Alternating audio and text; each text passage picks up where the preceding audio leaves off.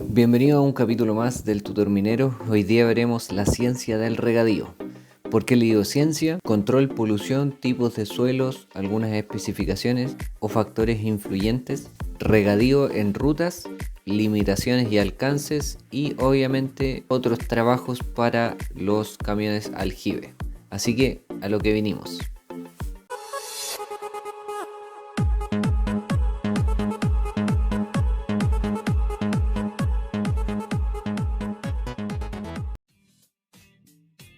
Y bueno, ¿por qué le digo una ciencia?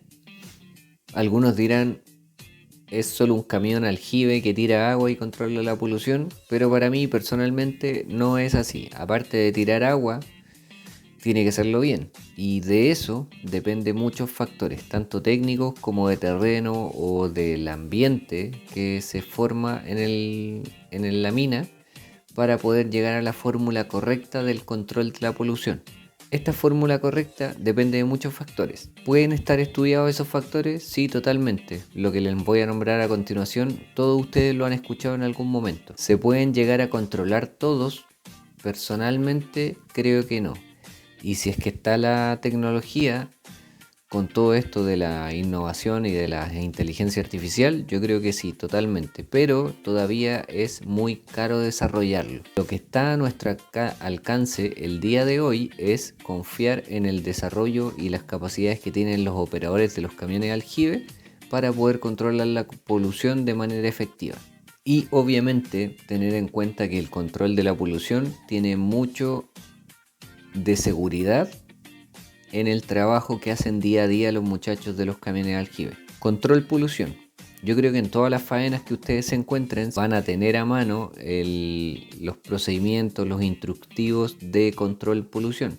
Algún reglamento que indica tramo seco, tramo regado o regadío continuo o regadío en tableros, entre otros. Y hacia allá va enfocado el desarrollo o la instrucción de todos los operadores de camiones aljibe que se encuentran en todas las faenas del mundo en realidad.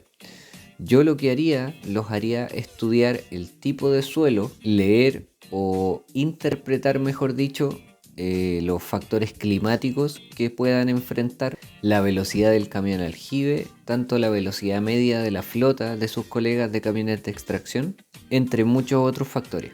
Así todos y cada uno de ustedes va a velar por la necesidad de agua en la ruta, tanto para el tramo regado como para el tramo seco, y obviamente cómo afecta cada uno en la operación. Tipos de suelo. El tipo de suelo influye directamente en la capacidad de retención del agua, que ayuda bastante a mantener la polución controlada. Esto claramente con un ejemplo podría ser que un piso con roca in situ o sin carpeta de rodado, al mínimo regadío, esta agua escurriría sobre la roca. En cambio, con una carpeta de rodado, como la conversamos en los capítulos anteriores, permite tanto la residencia de un poco del porcentaje del agua para controlar la polución, como también filtra el exceso de agua hacia la carpeta de rodado, la base de la carpeta de rodado. Por otro lado, los suelos más arcillosos, si bien es cierto, tienen la capacidad de absorber agua, se tienden a hidratar mucho y con el tránsito de los camiones se deforma la carpeta. Otro factor, temperatura. No es extraño pensar que mientras más temperatura haya en el ambiente, menor resistencia o menor residencia tenga el agua en la carpeta de rodado. Sobre todo con el tránsito de los camiones, que la goma de nuestros neumáticos inciden directamente en la temperatura que toma la carpeta de rodado. Flujo de camiones también incide en la carpeta de rodado, como les dije anteriormente. Velocidad del viento en conjunto con la temperatura, de un extremo de la evaporación del agua de manera inmediata en pos de controlar la polución, nos vamos al otro extremo, que bajas temperaturas y mayor viento o mayor velocidad del viento, menor sensación térmica, se generan parches de hielo, que tampoco es nuestro objetivo. Así que mucho ojo con ese límite de punto de congelamiento. En términos operacionales, las muñecas o la experiencia y las capacidades de cada operador toman también relevancia. Su experiencia en llevar la velocidad del equipo a relacionarlo con el uso de la botonera de regadío o de los aspersores obviamente generan el tramo mojado o el tramo seco de un regadío con el objetivo de controlar la polución. Y lógicamente con la experiencia que tienen los operadores de camiones aljibe se desprende parte de lo que les comentaba anteriormente. Si el regadío es necesario hacerlo en tramos mojados y secos o regadío en tableros, humectado en tableros o un regadío continuo, dependiendo de la necesidad de la operación. Regadíos en la ruta. En estos sectores en particular, en rampas o en planos, es necesario tener otro tipo de regadío y es en base a su necesidad. Personalmente, lo que yo esperaría de un comportamiento lógico del control de la polución es que en rampas se riegue siempre intercalado, tanto de subida como de bajada, para tener mayor control en la operación de los camiones de extracción. Control en la dirección, control de frenado, manejo de la velocidad antes de las curvas y obviamente con el objetivo final de controlar también la polución. En curvas y antes de las señaléticas, si es que es el caso de sus faenas, ojalá para mí no fueran regadas. Porque una, que modifica la programación de la velocidad de los camiones, que por otro lado son los sectores en el rajo, en la carpeta, que más sufren con el tránsito de los CAEX, y si obviamente está mojado, esta carpeta se deforma aún más o más rápido todavía. Si es que estuvieran mojadas las curvas, también existe mayor probabilidad de perder el control, obviamente con la velocidad de los camiones, y entramos a un factor totalmente distinto, que es el tema de la seguridad. En tramos horizontales, planos en la mina, o tanto en los botaderos como en las fases, yo no tengo problema si es que es segregado, si es que hay tramos secos o tramos regados, o bien si es que el regadío puede ser continuo. No tengo reparos en el tema en realidad. Solo hay que tener en cuenta que el recurso es muy limitado y las temperaturas y el viento pueden influir directamente en el desempeño del agua o del objetivo de todo el regadío, que es el control de la polución. Así que también, recordando uno de los capítulos anteriores, cuando nosotros entramos por ejemplo a los botaderos y tenemos troyas de direccionamiento, es muy bueno dejar una huella continua totalmente húmeda hacia las zonas de descarga, desde el ingreso hacia la zona de descarga, como también desde la zona de descarga hacia la salida. Así los camiones de extracción siguen una misma ruta y no andan para cualquier lado, desgastando el recurso, como también aportando la polución que tienen en la mina, si es que la quieren controlar obviamente. Limitaciones y alcances. Justamente antes mencionado, las limitaciones es que es un bien escaso y no muy común dentro de la industria por donde se desempeña la industria, en las alturas o en el sector del altiplano o muy alejado de las fuentes de agua en general. Y si bien es cierto, se dice que la minería es una industria que ocupa mucha agua, lo cierto es que la mayor parte del agua que se usa en la minería, que sobre todo en los procesos de la planta en general, desconozco el porcentaje, pero la gran mayoría del agua utilizada en la planta se recupera, se trata y se recicla.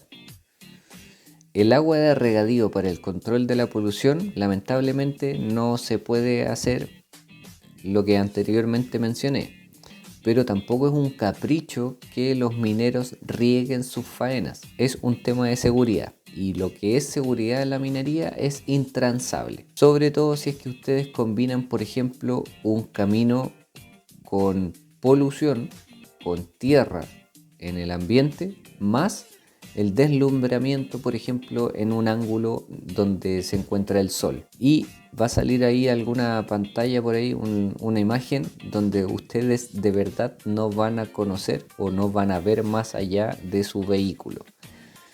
Y aquí entra un factor importante, que es el compañerismo. Muchas veces nos encontramos en esas circunstancias en la mina, con bastante polución, con bastante sol, y lo único que podemos ver o escuchar es la radiofrecuencia de la utilización de la radiofrecuencia. Si bien es cierto, hay barreras más duras que pueden ser usadas, cambiar las zonas de descarga, por ejemplo, o cambiar de ubicación el carguido de una pala.